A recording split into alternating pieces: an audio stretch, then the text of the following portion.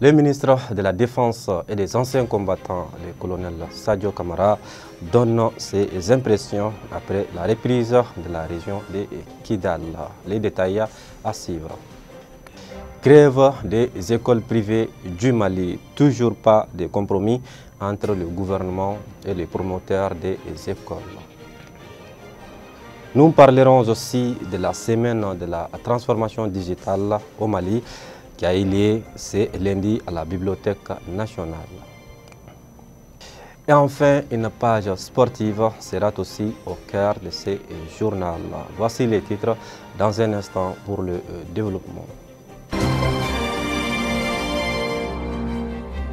Heureux de vous retrouver sur Andomédia. Mesdames et messieurs, bonsoir. Comme je disais tantôt, les forces armées maliennes se sont emparées de la région de Kidal ce mardi 14 novembre 2023 après plus d'une décennie d'absence dans cette région. Écoutons le ministre de la Défense et des anciens combattants, le colonel Sadio Kamara, qui se prononce sur les sujets.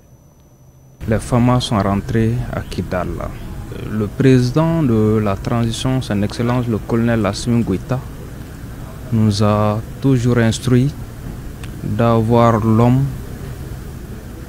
au centre de tout.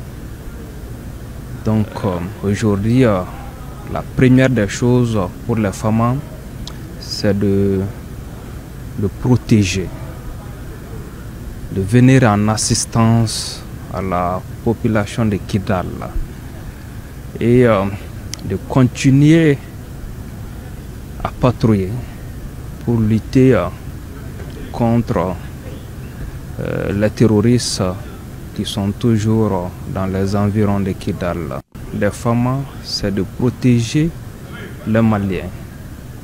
Et aujourd'hui, nous pouvons le constater un peu partout où nous sommes déployés, que ce soit à Ber, que ce soit à Nefis, que ce soit à Menaka.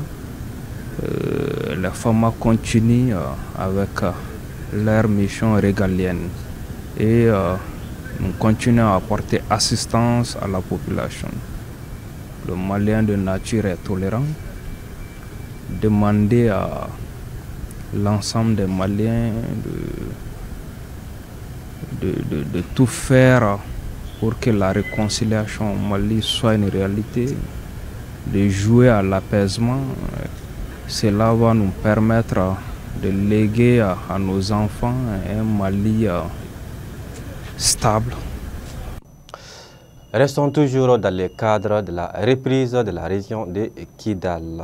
Des citoyens nous donnent leurs impressions face à cette nouvelle. Ils sont au micro de Andomédia. On est derrière nos armées, on félicite l'armée malienne. Vraiment, félicitations, on est en joie. Tout le monde est en joie ici. Et voilà, pour la libération de Kidal. Vraiment, on est très joyeux ici. Et vraiment, on les félicite. C'est une bonne nouvelle. Le moment bien attendu est arrivé aujourd'hui. Gloire à Dieu pour ce nouveau jour au Mali. Nous félicitons nos soldats pour cet acte historique et patriotique. Vive le Mali! Vive la paix et l'union au Mali.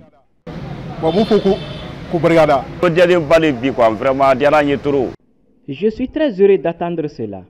Nous félicitons nos braves soldats pour la libération de la ville de Kidal et nous les soutenons jusqu'au bout. Vive l'armée malienne, vive l'union au Mali. Parlons de l'éducation. Les gouvernements et les promoteurs des écoles privées se sont rencontrés ce lundi sans aucun compromis. En conséquence, l'association des écoles privées agréées du Mali a annoncé une nouvelle grève de 120 heures à compter de ce lundi et reconductible en cas de la non prise en compte de leurs doléances. Ensuite, sur les 56 milliards d'impayés de subventions que l'État réclame les écoles privées, l'État les a proposé 2 milliards, insuffisant pour l'association des promoteurs d'écoles privées agréées du Mali. Boulkassim Touré en est secrétaire général. Les 2 milliards qu'il vient d'annoncer sont réservés uniquement à Bamako, alors que L'argent qui doit être payé pour les 6 établissements de la rive gauche et la rive droite, c'est dans les 19 milliards. Pour les régions, il n'en parle pas et regrette le secrétaire général. Djoukamadi Sissoko, membre de l'association des parents d'élèves du Mali, s'est dit inquiet de cette situation. Il reste toujours des mêmes optimistes pour un dénouement de la situation pour le bonheur des enfants. On ne souhaiterait pas que ça persiste parce qu'ils sont dans leur droit quand ils réclament leur dû. Affirme M. Sissoko, qui appelle les grévistes à mettre balle à terre et d'éviter certaines postures. L'association des promoteurs d'écoles privées agréées du Mali espère aussi que le gouvernement va reconsidérer sa doléance. Faute de quoi, un autre arrêt de travail sera décrété dans les établissements privés les jours qui vont suivre. Rappelons que les écoles privées ont observé 5 jours de greffe cette semaine sur l'ensemble du territoire. À présent, partons à l'extérieur du pays pour s'enquérir des actualités internationales. Les décryptages, Maïmouna Maïga. Nous commençons l'actualité internationale en Guinée. Les hommes en tenue sont désormais interdits de poster leurs photos sur les réseaux sociaux. Une décision émanant du chef d'état-major général de l'armée de terre de Guinée interdit formellement aux militaires, hommes ou femmes, toute diffusion de vidéos ou d'images les présentant en tenue sur les réseaux sociaux. À compter d'aujourd'hui, une interdiction formelle aux militaires de prendre les photos en tenue et mettre sur les réseaux sociaux, Facebook et YouTube, a indiqué le général de brigade Bala Kwavogi, grand officier de l'Ordre national du mérite, dans un communiqué datant du 10 novembre. Partons au Niger, le service aérien d'aide humanitaire des Nations Unies reprend ses vols intérieurs ce mercredi, a indiqué le Bureau de coordination des affaires humanitaires de l'ONU, à Niamey, cité par des médias. L'ONU avait annoncé ce mardi que les vols humanitaires reprendraient ce mercredi au Niger à la faveur de la levée des restrictions des vols intérieurs imposés au lendemain du putsch qui a renversé le président élu Mohamed Bazoum le 26 juillet dernier. Cette reprise des opérations aériennes intérieures devrait permettre de reprendre la livraison mensuelle de près de 2,4 tonnes de fournitures médicales, ainsi que les évacuations médicales et du personnel humanitaire, souligne l'ONU. Et enfin, au Burkina Faso, le gouvernement burkinabé a décidé d'organiser une opération spéciale de recouvrement des créances des fonds de financement du ministère en charge de la jeunesse. Selon le ministre Boubacar Savadogo, assurant l'intérim du porte-parole du gouvernement, le ministre des Sports, de la Jeunesse et de l'Emploi, Dr Boubacar Savadogo, a fait au Conseil une communication orale relative à l'opération spéciale de recouvrement des créances des différents fonds de financement de son département. Les 3 fonds, à savoir le fonds d'appui à la promotion de l'emploi, le fonds d'appui aux initiatives des jeunes et le fonds d'appui au secteur informel, restent caractérisés par de forts taux de créances non recouvrées après plus de 20 ans d'exercice. Et c'est ce qui met fin à cette actualité internationale. Retour à l'actualité nationale. Comme je vous le disais dans les titres, la semaine de la transformation digitale au Mali a eu lieu à la Bibliothèque nationale ce lundi sous le haut parrainage du ministère de la Communication et de l'économie numérique du Mali. Plusieurs hautes personnalités ont pris part, notamment le ministre de la Jeunesse et des Sports. Pour mieux comprendre, suivons ces reportages. J'avoue que, en vous entendant parler, j'étais très séduit et très content. Vous savez, aujourd'hui, le fait d'avoir des acteurs jeunes, femmes, qui maîtrisent leur domaine et qui connaissent leur sens de responsabilité, c'est extrêmement important. Dans notre pays et dans notre continent, les femmes ont été beaucoup mises à l'écart. Et on s'est beaucoup dit que les femmes n'étaient bonnes qu'à cuisiner.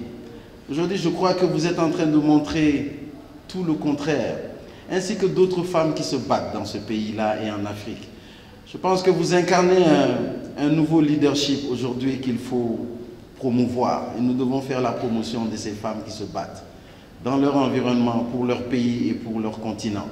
Et je vous félicite pour cela. Et je pense que c'est une fierté pour nous de vous avoir ici.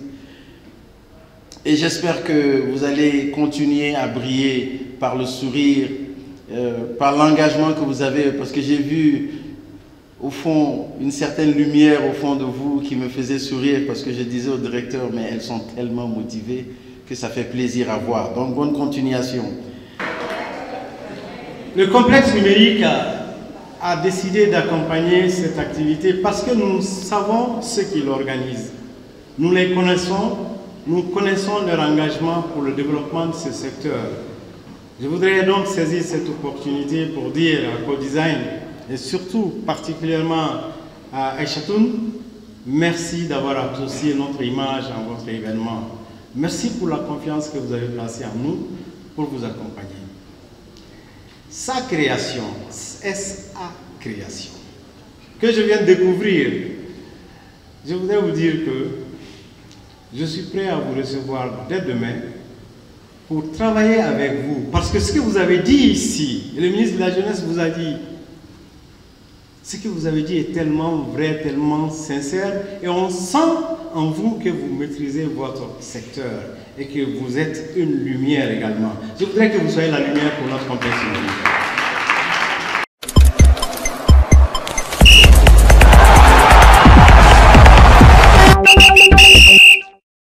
Parlons du sport avant de boucler ces journaux. Coupe du monde U17 2023. Le Mali a battu le Canada ce jeudi avec un score de 5-1 pour assurer sa place en 8e de finale de Coupe du monde de moins de 17 ans. Je profite de l'occasion avant de boucler ces journaux pour rendre un vibrant hommage à nos forces armées pour la récupération et la reprise de la région de Kidal après 12 ans d'absence. Et selon l'article 24 de la nouvelle Constitution, la défense de la patrie est un devoir pour tout citoyen. Sur ce, nous fermons cette édition. Merci à vous de l'avoir suivi et au revoir à une nouvelle édition.